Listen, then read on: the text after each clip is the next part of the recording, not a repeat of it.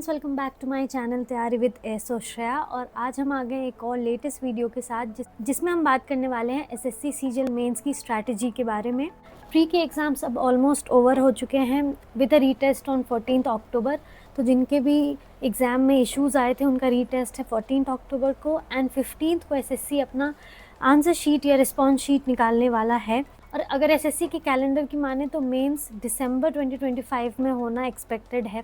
हाँ, क्योंकि कुछ डिलेज़ आए हैं तो ऐसा हो सकता है वो आगे बढ़े, पर मैं आपको यही सजेस्ट करूँगी कि आप अपनी तैयारी जो है वो दिसंबर के हिसाब से ही रखो। जितना दिन अभी बचा है उतने हिसाब से ही करो। अगर आगे डिले होता भी है तो आपके लिए एडिशनल बोनस होगा। आप अभी से मान के मत चलो कि जनवरी में होगा या फेब में होगा, या अभी पता ही नहीं है कब होगा, जब डेट आएगा तब स्टार्ट करेंगे, ये सब नहीं। क्योंकि हाँ, भी बहुत सारी दिक्कतें आ रही हैं एग्ज़ाम में, but as a student, as an aspirant हमारा ये काम है कि हम अपनी पढ़ाई बिल्कुल अच्छे से रखें ताकि जब भी एग्ज़ाम हो हम अपना बेस्ट दे सकें। तो वीडियो स्टार्ट करने के पहले अगर आपने मेरे चैनल को सब्सक्राइब नहीं किया है तो डू सब्सक्राइब तैयारी with Aso Shreya. You can also follow me on Instagram. मैंने अपनी इंस्टा ID डिस्क्रिप्शन बॉक्स में डाल दी है। So without any further ado let's get started. तो प्री से मेंस के बीच में आपको 2 से ढाई महीने का टाइम मिलता है। इसमें आपको घबराना नहीं है कि इतना बड़ा सिलेबस आप इस 2-2.5 महीने में कैसे करोगे, बिकॉज ये टाइम आपको उन चीज़ों पे लगाना है जो शायद प्री में आपने टाइम की कमी के कारण कुछ टॉपिक्स जो होंगे जो छोड़ दिए होंगे, या उसमें भी सब कुछ करने के बाद भी आपको कुछ वीकनेस दिखा होगा, या अब जब आप मेंस के मॉक्स दोगे तब आपको कुछ अपना वीकनेस दिखेगा, या कुछ ऐसे पॉइंट्स दिखेंगे कि हाँ मैं इसको और बेटर कर सकता हूँ, या इसको और एफिशिएंट बना सकता हूँ कि मैं और ईजिली इसको सॉल्व कर पाऊँ एग्जाम में, या जो भी आपने तैयारी की है प्री के लिए भी, पर अब आपको खुद को परफेक्ट करना है मेंस के लिए। इसमें आपको सबसे पहले ये कोशिश करना है कि कोई भी ऐसा टॉपिक ना हो जो अनटच्ड हो आपसे।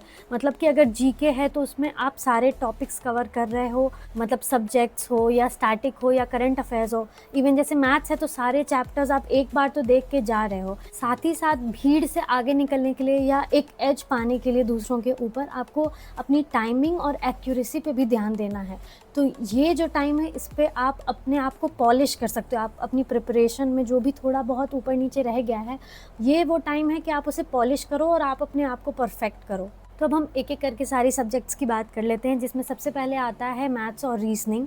तो अभी अगर जैसे आपने एग्ज़ाम दिया है या रिव्यू सुना होगा कि मैथ्स और रीजनिंग काफ़ी इजी के साइड आई थी इस साल वाले पेपर में, बट आपको ये मान के नहीं चलना है कि यही पैटर्न फॉलो होगा मेंस में भी, कि हाँ ठीक है रीजनिंग और मैथ्स तुम्हारा आते ही हैं, प्री में अच्छे नंबर आ गए थे या वो सारे क्वेश्चन सॉल्व हो गए थे तो अब थोड़ा कम ध्यान देते हैं। बिकॉज एसएससी का ये पैटर्न रहा है कि ज़रूरी नहीं है कि अगर मैथ्स इस बार इजी आया है तो अगली बार भी इजी आए, मतलब प्री में अगर इजी आया है तो मेंस में भी इजी आए। हमेशा ये भी देखा गया है कि ऑलमोस्ट हर बार एक सब्जेक्ट ऐसा रहता है जो टफ आए, क्योंकि प्री में अगर मैथ्स और रीजनिंग इजी आ गया तो हो सकता है मेंस में जीके या इंग्लिश इजी आ जाए और मैथ्स और रीजनिंग में आपको फंसाने की कोशिश की जाए। इसलिए आप जो प्रिपेयर करोगे वो इस हिसाब से करना कि चाहे कोई भी सब्जेक्ट टफ आ जाए आप सब में अच्छा कर सको।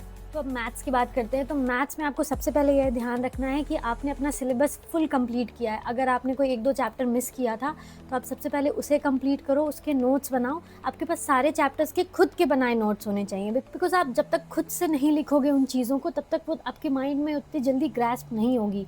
एंड जब आप खुद से लिखते हो बहुत जल्दी आपका रिविजन भी हो जाता है। तो मेक श्योर कि आपके पास सारे चैप्टर्स के नोट्स हों। नेक्स्ट, मैथ्स में जो बहुत इंपॉर्टेंट चीज़ है वो है प्रैक्टिस। आपने सारे चैप्टर्स तो कंप्लीट कर लिए हैं, लेकिन जब तक आप खुद से उसके क्वेश्चन सॉल्व नहीं करोगे बार बार या सारे टाइप के क्वेश्चंस, तब तक वो क्लियर नहीं होगा आपके लिए, तब तक वो चैप्टर आपके लिए क्लियर नहीं होगा और आप ये नहीं कह पाओगे कि आपका कमांड है। तो अब बात ये है कि प्रैक्टिस करनी कैसे है। तो एट अ टाइम आपको ऐसा नहीं करना है कि एक ही चैप्टर के आप सारे दिन में 100-150 क्वेश्चन लगाए जा रहे हो। नहीं, ये नहीं करना है, क्योंकि इससे थोड़ा मोनोटोनस हो जाएगी आपकी पढ़ाई। और ऐसा हो सकता है कि चलो एक टाइम पर जब आप सारे क्वेश्चन सॉल्व कर रहे हो तो ये तो बनते जा रहा है, पर आप दूसरे चैप्टर्स को भूलते जा रहे हो, और नेक्स्ट टाइम जब इस पर भी वापस आओगे तो पता चला आप ये भी भूल गए। तो इसलिए आपको साथ में 2 या 3 चैप्टर, जैसा भी आप कंफर्टेबल हो, जैसा आपके पास टाइम हो, उस हिसाब से आप 2 या 3 चैप्टर्स को चुनो। जैसे कि आप एक अरिथमेटिक ले सकते हो, एक एडवांस ले सकते हो, या 2 अरिथमेटिक एक एडवांस, जैसा भी आपको सही लगे उसको मिक्स करके बनाओ। अगर जैसे आप दिन भर में 120 क्वेश्चंस बनाने का एम रखते हो तो 40-40-40 करके बना सकते हो, ताकि एक साथ आपके 2-3 चैप्टर्स आपके लूप में रहें और आप भूलो नहीं चीज़ों को ज़्यादा। और ये क्वेश्चंस बनाने कहाँ से हैं, ये भी बहुत डाउट मैंने देखा है लोगों को कमेंट्स में। तो सबसे पहले आप PYQ की बुक्स ले सकते हो। आई नो वेंडर चेंज हुआ है तो PYQ उतना एग्जैक्ट सेम आए या ना आए इसकी कोई गारंटी नहीं है, बट द पॉइंट इज़ कि मैथ्स में कॉन्सेप्ट तो चेंज नहीं होगा ना। कॉन्सेप्ट तो क्वेश्चंस जो आएंगे वो उसी फॉर्मूला उसी कॉन्सेप्ट पे आएंगे। हाँ, कुछ ऊपर नीचे आ सकता है, बट अगर आप बहुत प्रैक्टिस करके जा रहे हो, आपकी कॉन्सेप्ट बिल्डिंग सही है, तो अगर कुछ हल्का सा न्यू क्वेश्चन भी आता है तो वो आप तब भी बना लोगे। इसलिए आप कोई PYQ बुक ले सकते हो जिससे कि आप सॉल्व कर सकते हो। नहीं तो आप किसी टीचर का प्रैक्टिस बैच भी ले सकते हो, अगर आपके पास टाइम है उतना और आप अफोर्ड कर सकते हो तो। नेक्स्ट, आप चैप्टर वाइज टेस्ट भी लगा सकते हो। तो हुई नॉर्मल प्रैक्टिस की बात, बट ये भी बहुत मैटर कर रहा है कि आप जो क्वेश्चन सॉल्व कर रहे हो वो कितने टाइम में सॉल्व कर रहे हो। दैट इज़ आपकी टाइमिंग, आपकी स्पीड, आपकी एक्यूरेसी भी बहुत ज़्यादा इंपॉर्टेंट है। तो टाइम मैनेजमेंट या स्पीड बढ़ाने के लिए आप सेक्शनल मॉक्स का हेल्प ले सकते हो, बिकॉज उससे आपकी एक प्रैक्टिस बनेगी कि हाँ, आपको ये 30 क्वेश्चंस इतने टाइम में सॉल्व करने हैं।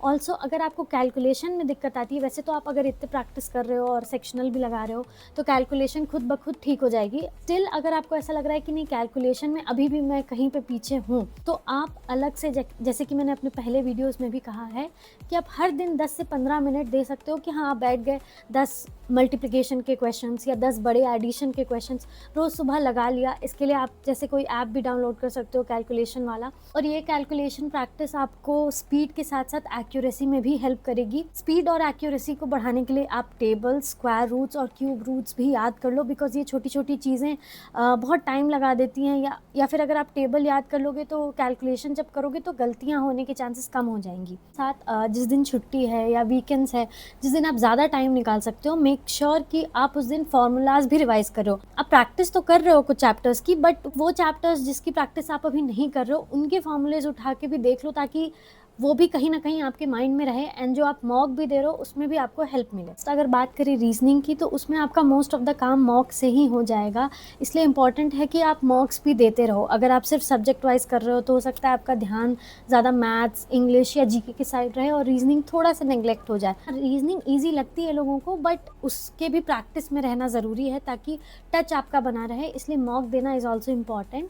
एंड अगर उसमें कोई ऐसा चैप्टर है जिसमें आपको इशू आ रहा है तो आप अलग से उसकी वीडियोस देख सकते हो और PYQ वाले क्वेश्चन से क्वेश्चन सॉल्व कर सकते हो, ताकि उसमें भी आपका जो पकड़ है वो मजबूत हो जाए। और मैं स्पेशली मेंशन करना चाहूँगी क्रिटिकल रीजनिंग वाले क्वेश्चंस को, वो जो स्टेटमेंट वाले आते हैं जैसे कि असर्शन रीजनिंग या कॉज एंड इफेक्ट, या और भी जो ऐसे वाले आते हैं वो आप उस पर आप थोड़ा एक्स्ट्रा एफर्ट लगा सकते हो, क्योंकि ये ऐसा पार्ट है रीजनिंग का जिसमें बहुत गलतियाँ होती हैं और इसका कोई ट्रिक नहीं हो सकता है सॉल्व करने का। जब तक आप बहुत सारे क्वेश्चन नहीं सॉल्व कर रहे हो तब तक आपका वो माइंडसेट नहीं बनेगा। इसलिए क्रिटिकल रीजनिंग के लिए आप स्पेशली बुक से क्वेश्चंस लगा सकते हो, या यूट्यूब पे भी आपको बहुत सारे वीडियोस मिल जाएंगे जहाँ पे प्रैक्टिस कराया गया है, तो उस पर आप अलग से ध्यान दे सकते हो ताकि वो गलत ना हो आपके पेपर में। So next will talk about English. और इंग्लिश जैसा कि आप सब जानते हैं प्री में थोड़ा टफ़ की तरफ ही आया था ऑलमोस्ट सारे शिफ्ट में। मतलब जैसे कुछ न्यूज़ आई नो एंड तो देखने को मिले थे, या फिर जो PQRS या क्लोज टेस्ट आया था उसका भी थोड़ा लेवल टफ था। एंड कॉम्प्रीहेंशन, जो रीडिंग कॉम्प्रीहेंशन थी जो पहले मेंस में आती थी, वो इस बार प्री में भी देखने मिली थी और उसका भी लेवल थोड़ा टफ था। इस बार हमें मेंस के लिए और भी ज़्यादा रेडी होके जाना है। तो इंग्लिश में मेनली 3 चीज़ें होती हैं, वोकैब, ग्रामर एंड देन कुछ questions like PQRS, cloze test या रीडिंग कॉम्प्रीहेंशन। तो हम एक एक करके सबको देखेंगे। तो साइनो एंटो जो है वो बहुत सारे, या ईडीएम फ्रेजेस या जो भी है वो बहुत सारे। ऐसा नहीं कि अगर आप न्यूज़पेपर पढ़ रहे हो या नॉर्मल ग्रामर पढ़ रहे हो इंग्लिश में तो वो आपको आ जाएगा सारा। तो इसके लिए आप क्या है कि बुक्स, या तो आपने अगर नोट्स बनाई है, आपने प्री के टाइम कहीं टीचर से पढ़ा था या नोट्स बनाया था बुक से ही, तो आप उसको फॉलो करो। नहीं तो बुक्स जैसे कि MB पब्लिकेशन या ब्लैक बुक, इनमें बहुत सारा कंटेंट होता है और सब कुछ उसमें आपको मिल जाएगा। मतलब मेक श्योर कि आप उसमें टच में रहो। ऐसा नहीं है कि अच्छा एग्ज़ाम के 10 दिन पहले पढ़ लेंगे, नहीं, हर दिन थोड़ा थोड़ा करते रहो। इससे आपका कवर भी बहुत ज़्यादा होगा और एक टच भी बना रहेगा। और ग्रामर के लिए, क्योंकि हम यहाँ पे मेंस की स्ट्रैटेजी की बात कर रहे हैं, तो आई एम श्योर कि ग्रामर आपने कुछ ना कुछ कहीं से देखा होगा। हो सकता है आपके पास नोट्स भी हो, नोट्स हो तो बहुत अच्छी बात है, आप उसे रिवाइज़ करो। एंड जैसे कुछ जो रूल्स वाली चीज़ें होती हैं, एक्टिव पैसिव या डायरेक्ट इनडायरेक्ट, उसमें पता होता है कि ये डेफिनेटली इसमें चेंज होगा, ये सब भी रिवाइज़ करते रहो। और मैंने पहले ये भी बहुत बार मेंशन किया क्योंकि मुझे बहुत हेल्प किया था, इसलिए मैं फिर से बोल रही हूँ कि वो जो रूल्स ऑफ ग्रामर्स वाले आते हैं, लाइक 100 रूल्स ऑफ ग्रामर्स था, यूट्यूब में बहुत सारी वीडियो मिल जाएंगे। कोई भी एक वीडियो को आप फुल कंप्लीट तरीके से देखो, क्योंकि वो आपको एक होल जिस्ट बता देगा कि कौन से रूल्स हम यूज़ करते हैं। एंड डायरेक्टली आपको उससे एरर स्पॉटिंग में हेल्प आएगी। इवन क्लोज टेस्ट में भी आपको पता चलेगा कि अच्छा यहाँ पे सिंगुलर लगना चाहिए, प्लूरल लगना चाहिए। मतलब ओवरऑल आपको इंग्लिश का जो डेवलपमेंट होगा वो उससे होगा। तो मतलब ग्रामर को भी नेग्लेक्ट नहीं करना है। अगर कोई है जो इंग्लिश बैकग्राउंड से रहा है, इंग्लिश मीडियम से रहा है, उसे लगता है कि नहीं मुझे ग्रामर आता है, but still I would say कि आप एक बार रूल्स तो देख ही लो। एटलीस्ट ये रूल्स ऑफ ग्रामर्स वाली जो वीडियो आती है वो तो आप देख लो, ताकि जो छोटी छोटी चीज़ें जो हमें एग्जैक्टली नहीं पता होती हैं वो आप देख लोगे तो आपके ध्यान में रहेगा एंड वो चीज़ें गलत नहीं होंगी। नेक्स्ट है PQRS क्लोज टेस्ट या फिर रीडिंग कॉम्प्रिहेंशन। इसमें बहुत लोगों को दिक्कत आती है एंड इसमें बस एक ही इलाज है, प्रैक्टिस। प्रैक्टिस ही आपको बचाएगी, क्योंकि देखो ऐसा क्वेश्चन नहीं होता है कि हाँ यही वाला आएगा, आपने एक RC प्रैक्टिस कर ली और यही वाला सेम आ जाएगा तो आप बच जाओगे, ऐसा नहीं है। जबकि साइनो एंटो में है कि हाँ आपने इसका सिनोनिम याद कर लिया तो यही सेम आएगा, पर ऐसा इसमें नहीं होता है।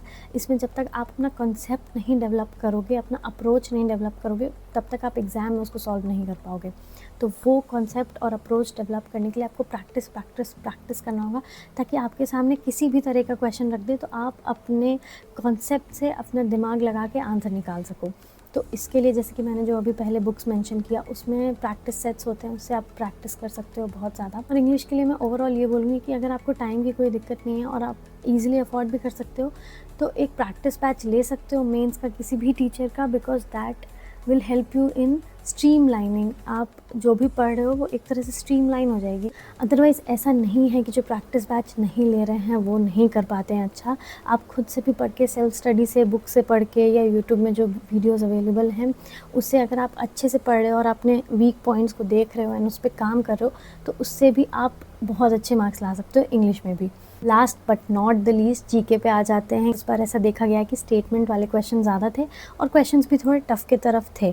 तो मैं तो ये बोलूँगी कि हमें टफ़ और स्टेटमेंट वाले क्वेश्चंस के लिए ज़्यादा प्रैक्टिस करना चाहिए, बिकॉज अगर आप टफ़ के लिए रेडी हो तो मतलब ऑटोमेटिकली आप ईजी के लिए रेडी हो जाते हो। मेक श्योर कि आप, ठीक है आपको सारा कुछ आता हो, मेक श्योर कि आप स्टेटमेंट वाले क्वेश्चंस प्रैक्टिस करके जाओ, बिकॉज उसको अप्रोच करने का तरीका अगर आपका बन जाता है ना कि हाँ ठीक है, अगर मुझे एग्जैक्ट आंसर नहीं भी आ रहा है तो मैं ऑप्शन कैसे एलिमिनेट कर सकती हूँ, जैसे कुछ कीवर्ड्स दिए हुए हैं सेंटेंसेस में तो उससे कैसे आप डिड्यूस कर सकते हो कि ये सही हो सकता है कि नहीं।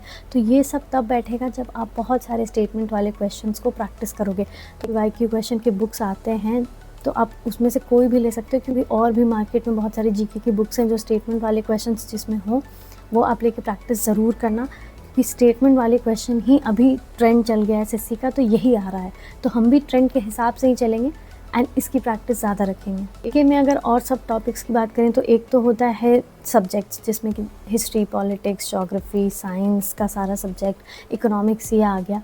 देन होता है स्टैटिक, जिसमें कि आपको dancers, books and national parks ये सब आ गया।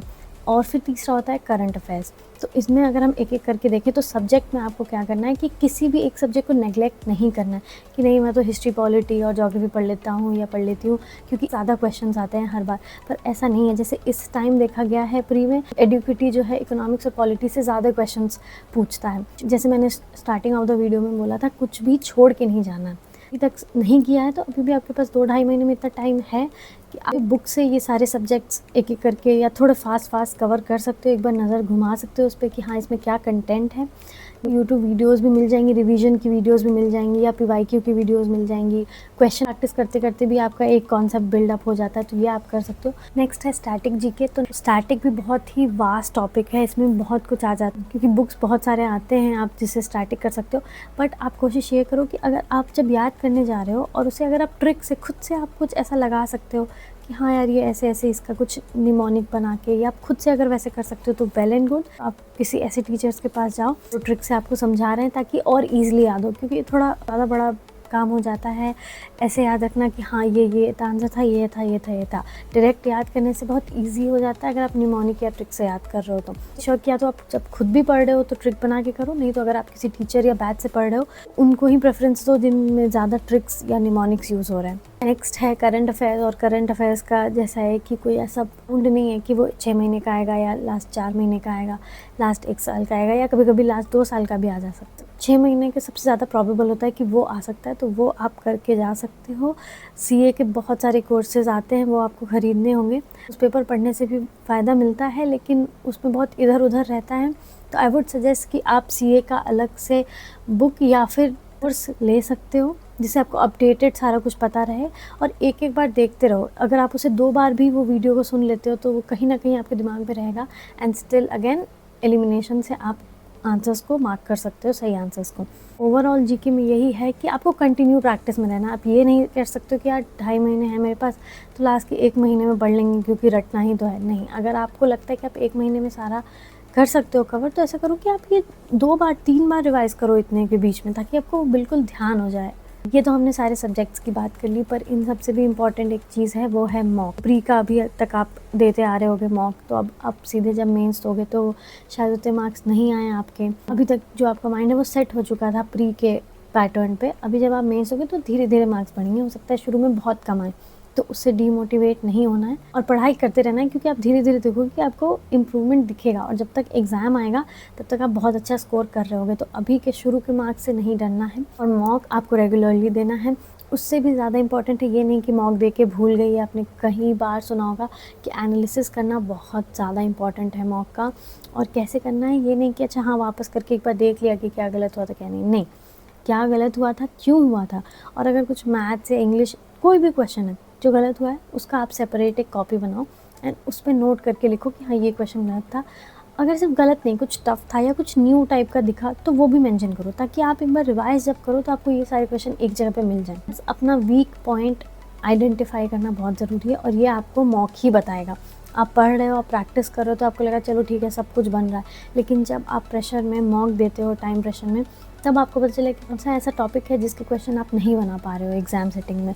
तो वहाँ से आपको वीकनेस आइडेंटिफाई करने का बहुत बढ़िया मौका मिलेगा और जब तक आप आइडेंटिफाई नहीं करोगे तो आप करेक्ट नहीं कर सकते हो। तो अब हमने सारे सब्जेक्ट्स की भी बात कर ली है और मॉक की भी बात कर ली है, पर ये जो भी मैंने अभी बताया वो तब तक काम नहीं आएगा जब तक आप उसे कंसिस्टेंसी और डिसिप्लिन से फॉलो नहीं करोगे। बिकॉज अभी जो आपके पास 2-2.5 महीने बच्चे हैं वो बिल्कुल ऐसे निकल जाएंगे, आपको पता भी नहीं चलेगा। तो आज से ही स्टार्ट करना होगा एंड विद कंसिस्टेंसी आपको फॉलो करना होगा। और मैं ये भी सजेस्ट करूँगी कि आपके पास जो ये 2-2.5 महीने का टाइम है उसको आप वीक वाइज डिवाइड करके एक वीकली टारगेट रखो कि हाँ इसमें मुझे ये पढ़ना है। क्योंकि अगर आप जस्ट ऐसे पढ़ने बैठ जाओगे कि ठीक है आज से मुझे चारों सब्जेक्ट थोड़े थोड़े रिवाइज़ करने हैं, तो ऐसे नहीं हो पाता है। वो कब आप टाइम ज़्यादा वेस्ट कर दोगे आपको पता नहीं चलेगा।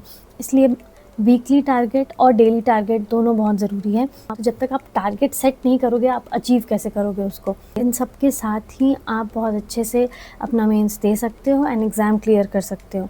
अब हम आ गए हैं वीडियो के एंड पे। That's it for this video. अगर आपको ये वीडियो अच्छा लगा तो do like it and hype my video and also do not forget to subscribe to my channel Taiyari with Aso Shreya. You can also follow me on Instagram. मैंने अपना Insta handle description में डाल दिया है। अगर आप कुछ वीडियो चाहते हो किसी टॉपिक पे, कुछ रिकमेंडेशन है आपकी, तो आप प्लीज़ उसे अपना फीडबैक कमेंट्स में लिखो, ज़रूर से ज़रूर उस पर काम करूँगी। Thank you so much for watching. मिलते हैं नेक्स्ट वीडियो में, तब तक के लिए थैंक यू, बाय बाय।